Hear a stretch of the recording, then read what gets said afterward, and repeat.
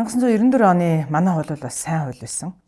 Энэ амаргүй бас өөрчлөлт шинжилгээг авч явсан. 94 оноос өмнө нийгмийн даатгалын тогтолцоо гэж байсангүй. Тэтгэврийг улсаас ингээл одоо цалин шиг төсөвтөө оруулаад тавьдаг гэсэн. 2024 оны 1 сарын 1-ээс бид энэ шинэ хуулийг хэрэгжүүлж эхэллээ. Шинэ хуулийг хэрэгжүүлж эхлэх зайлшгүй хэрэгцээ шаардлага бас байлаа.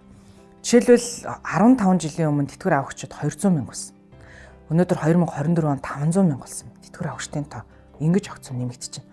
За бид нар хэдийгээр Монгол улс залуу улс гэж бид нар ярьдаг ч гэсэндээ хөгшрөлт өөрөө ирэхгүй бас нэлээд өрчмөнтэй явагдаж байна. Өнөөдөр Монголын хүн амын ахмадын одоо тоо бол Монголын нийт хүн амын 10%-ийг эзэлж байгаа бол хүн амын 340 мянга орчим байгаа бол одоо дахиад нэг 15 орчим жилийн дараагаар 20% болох гэж байна. Тэр одоо бид нэр хагас хуримтлалын тогтолцоороо цаашаа ингээ бүрэн хуримтлалын тогтолцоороо өөрөөр хэлбэл болгонтын миний нэр дээр би хөдөлмөр эхэлж байхдаа хичнээн шимтгэл төлсөн байна.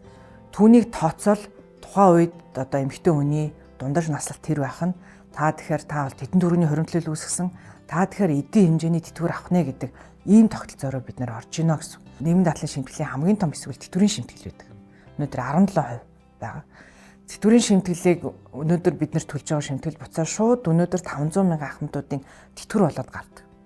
2024 оны 1 сарын 1-ээс ахуулаад тэр мөнгнөөс чинь бүтэн хэмжээгээр нь тэтгэвэр болгож гаргахгүй бид нар тодорхой хэмжээг нь улс за энүүнд ерөөсөө гар өрөхгүйгээр хэдүүлээ хадгалъя.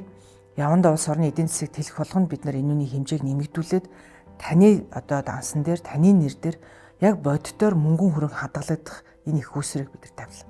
2024 онд гэхэд жишээлбэл зөвхөн 2% бид нар мөнгөжүүлэхэд 400 тэрбум төгрөг. Улсын төсвөөс шаардлагатай 400 тэрбум төгрөг өнөөдөр болж орж ирж байна. За ингээд энэ сан бол жилээс жилд аривчаад эх жил 2025 он гэхэд магадгүй 500 тэрбумаар нэмэгдээд ингээд 1 их найд 2 их найдын ийм том сан болно гэсэн. Тэгвэл шинэ хуулиар инфляцтай уялдвал жил болгон тэтгэвэр нэмэгддэг боллоо. Тэгэхээр хэрвээ инфляц өндөр байвал таны ахмадуудын мань тэтгэвэр өндөр нэмэгдэнэ. Бага байх юм бол багаар нэмэгдэх нь хууль эрхцээ орчин бий болжээ гэсэн. За энэ бол бас илүү шудраг тогтолцоо. Яг бол инфляцид манай ахмадуудын мань тэтгэвэр эдэгдэж болохгүй байхгүй нөгөө талдаа. Монгол улсын одоо яг өнөөдөр мөрдөгдөж байгаа хууль тогтоомжийн дагуу бол тэтгэврийн насанд хүрсэн хүн ямар ч орлогогүй байх юм бол тэр хүнийг халамжийн тэтгэврт хамруулдаг. Өөрөөр хэлбэл тэр хүн халамж авдаг иргэн болж хувирдаг. Өнөөдөр мөрдөгдөж байгаа хэмжээгээр гэх юм бол 325 мянган төгрөг халамжийн тэтгэвэр. За манай хувь тэнцвэрсэн тэтгэврийн доод хэмжээ 440 мянган төгрөг, бүрэн тэтгэврийн доод хэмжээ 550 мянган төгрөг. За ингээд бүрэн хувь тэнцвэрсийн хол эх оноос ахуулаад 100 мянган төгрөгөөр нэмэгдээд гээд ингээд жил болгон бид нар нэмэгдэж байна. Тэгэхээр хүн хэрвээ ямар нэгэн байдлаар шимтгэл төлөхгүй тэтгэврийн насанд хүрэх юм бол тэр хүн халамж авдаг иргэн болно. Бид нар хэрвээ халамжаас хөдөлмөрч шилжээ, халамж авагчдын тоог бууруулъя гэж улс их орноороо зүтгэж байгаа бол за дээрээс нэмээд шимтгэл төлж байгаа хүмүүс ч гэсэндээ яхаараа төлж байгаа бид л төлөөгүй хэсгийн ачааллыг үүрэх гээд байна гэж бид нар бухимддаг шүү дээ. Эсвэл татвар төлж байгаа бид нар төлөөгүй хүмүүсийн халамжийг төлөх гээд байна гэж ярьдаг тийм ээ. Халамжийн мөнгийг бол тэтгэврийн шимтгэлээс төлдөг. Энэ бол улсын төсвөөс бид нар төлдөг. Нөгөө талтаас. Тэгэхээр ингээ харахаар бид нар энэ одоо аль болохоор олон иргэдийг ямар нэгэн байдлаар шимтгэл төлөгч болж шимтгэл төлөгчдийн тоог нэмэх нь ирээдүйд халамж авагчдын тоог бууруулахад нэн чухал үүрэгтэй байдаг. Малчид маань жилийн 4 улиралд яг одоо албан байгууллагаас цалин авч байгаа хүмүүс бид нартай бас адилгүй. Банк санхүүгийн байгууллагатай ч бас ойролж чаддгүй. Хэдийгээр өнөөдөр хүн болгон гар утсан дээрээ захим хэрэглээтэй юм шиг боловч байнгын орлоготой байдгүй учраас шимтгэлээ төдийлэн төлдөг.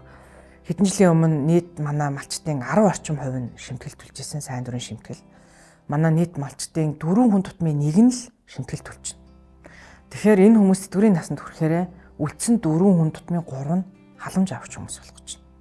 Энэ бол яг улсын төсөв дээрээ нөгөө талдаа гарах зардал дээр бол улам их зардалтай.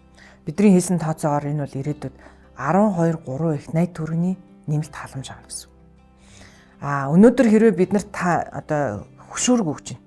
Та 5 жил өөрийнхөө тэтгэврийн шимтгэлийн 50%-ийг та төлчихөөч. Тэгэхээр та хэрвээ энээсээ 50% төлчих юм бол улс 50% даая. Тэгэхээр энэ бол 5 жил үргэлжлэнэ. Жилд нэг 20 тэрбум төгрөгийн 20 гаруй тэрбум төгрөгийн улсын төсвөөр хэрвээ бүх хүн төлөх юм бол шүү. Ийм нэмэлт ачаал ирнэ. Гэхдээ энэ нь ирээдүйд 12-3 их найд төгрөгийн нэмэлт зардал гарахаас бид урьдчилан сэргийлнэ.